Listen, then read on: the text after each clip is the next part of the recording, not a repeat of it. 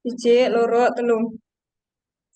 Assalamualaikum Assalamualaikum warahmatullahi warahmatullahi wabarakatuh. wabarakatuh. Perkenalkan nama saya Nur Afia Dinasari, NIM 2101076. Saya Ufarida Miftahul Jannah dengan NIM 210 210101084. Di sini kami akan mempresentasikan tentang pengumpulan data Twitter dengan teknologi Big Data.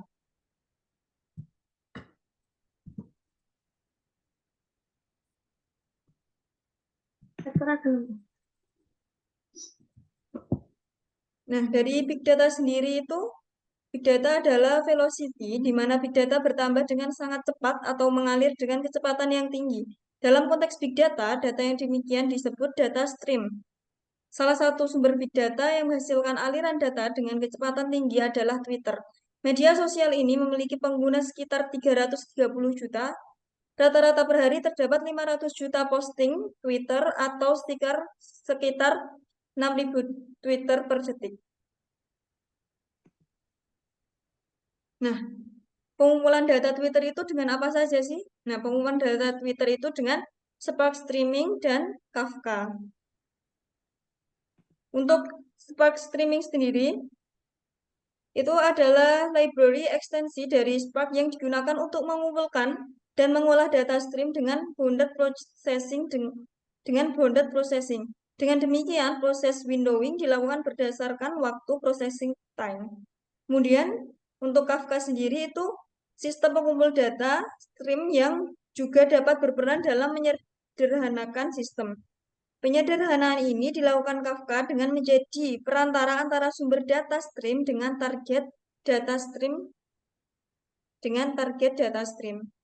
Kemudian pengumpulan data Twitter dengan Spark Team itu terdiri dari 3 komponen, yaitu arsitektur sistem, kemudian perangkat lunak pengumpul data Twitter dengan Spark Streaming, kemudian eksperimen. Untuk arsitektur sistem sendiri itu arsitektur sistem pengumpul data yang cukup sederhana karena Spark Streaming langsung mengambil data dari Twitter. Saat sistem mengambil data dari Twitter, sistem mengambilnya dengan cara membuat batch-batch data dengan ukuran yang bisa ditentukan sendiri oleh pengguna. Objek dari dstream berupa RDD dibuat Spark Streaming berdasarkan ukuran tersebut. Selanjutnya, objek-objek dstream dapat diolah atau ditransformasi sesuai dengan fungsi program menggunakan stateless atau stateful transformation yang dibuat pengguna. Keluaran dari program berupa objek-objek RDD yang selanjutnya dapat disimpan di HDFS karena Spark dijalankan di atas Hadoop. Nah, untuk ini dari gambar ini itu adalah gambar dari arsitektur pengumpul data dengan Spark Streaming. Lanjut. Kemudian yang kedua, perangkat lunak pengumpul data Twitter dengan Spark Streaming. Perangkat lunak yang dibangun digunakan untuk mengumpulkan data Twitter dan menghitung trending topik atau topik yang sering dibicarakan. Hasil perhitungan akan disimpan secara berkala sesuai input dari pengguna. Misalkan, memantau perkembangan trending topik dalam 1 jam ke belakang, data diambil setiap 30 menit sekali, dengan durasi pemantauan adalah selama 10 jam. Di sini, trending topics ditentukan dengan cara menghitung jumlah kata yang diawali dengan simbol hashtag pada setiap tweet pada interval waktu tertentu. Nah, untuk gambar ini sendiri itu gambar algoritma komputasi trending topics. Perangkat lunak ditulis dengan bahasa skala. Algoritma yang dijalankan pada perangkat lunak tersebut ditunjukkan pada gambar ini dengan tahapan ambil teks tweet, kemudian ubah ke kata-kata dengan menggunakan fungsi transformasi, flat map, pilih kata-kata yang diawali dengan karakter hashtag, dengan karakter hashtag hashtag ini. Kemudian petakan menjadi pasangan key value di mana value diganti nilai 1 untuk tiap kata. Kemudian hitung kemunculan kata. Kemudian urutkan kata berdasarkan jumlah kemunculan dan disimpan di HDFS. Pada perangkat lunak, konfigurasi diatur agar data hasil komputasi disimpan di HDFS tiap periode 30 menit. Data yang disimpan adalah kata beserta jumlah kemunculannya, yang paling sering muncul selama 1 jam terakhir. Lanjut. Kemudian eksperimen. Untuk tujuan dari eksperimen sendiri adalah menganalisis performa. Apakah sistem dapat mengumpulkan data secara paralel? Apakah masih terjadi delay? Dan bagaimana hasil dari data stream yang dikumpulkan oleh Spark Streaming? Spark Streaming dapat mentransformasi data dan menganalisis data secara real time dengan pengaturan ukuran batch 5 menit dan algoritma komputasi yang sederhana. Setiap tweet yang datang atau masuk dapat ditangani secara on time agar tidak terjadi delay penanganan terhadap aliran data yang masuk. Nah, untuk cara melakukan eksperimen adalah dengan menjalankan perangkat lunak dengan bahasa skala.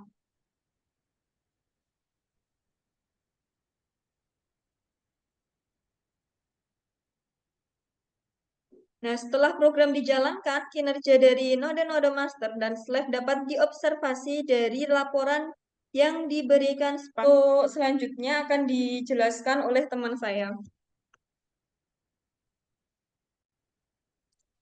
Selanjutnya, ada pengumpul data Twitter dengan Kafka. 1. Perencanaan dan arsitektur pengumpul data Twitter. Pengumpulan data Twitter dengan Kafka dilakukan dengan membuat Twitter Stream, API, dan membuat Kafka Connect.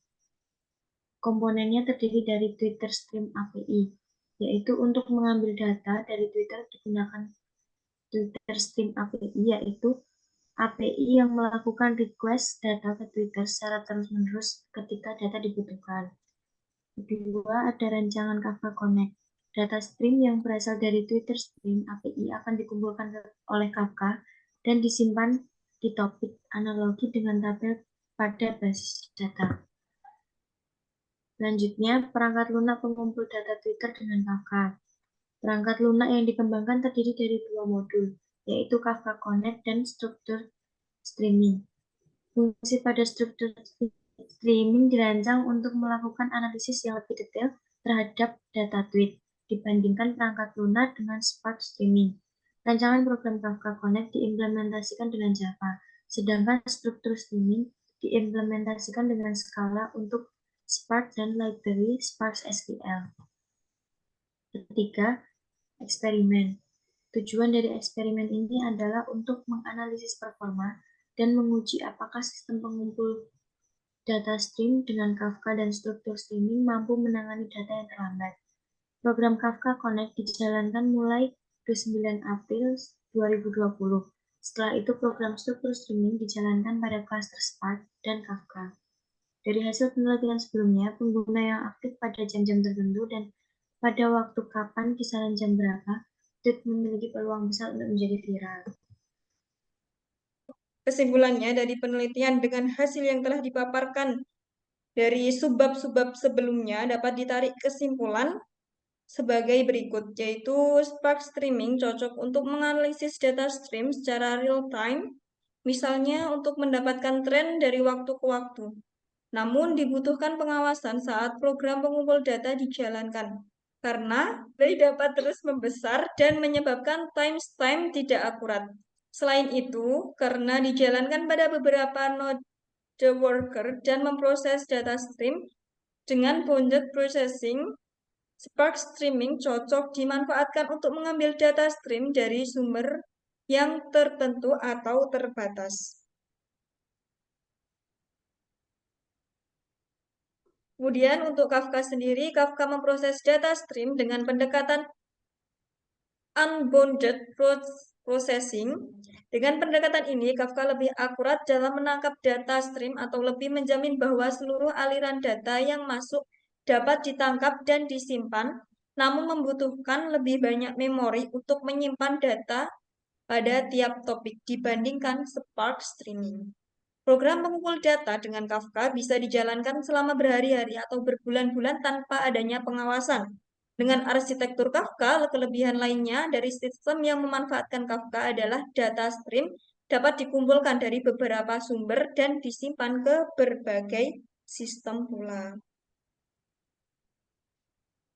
Pada sistem pengumpul data yang memanfaatkan Kafka sendiri itu, struktur streaming dapat digunakan untuk menganalisis data dengan menggunakan fungsi-fungsi pada SQL karena hasil pengumpulan data stream disimpan dalam data frame yang berstruktur menyerupai tabel basis data. Yes. Yuk, dan Sekian yang dapat kami sampaikan. Semoga materi yang disampaikan dapat bermanfaat bagi pembaca. amin. Assalamualaikum warahmatullahi wabarakatuh.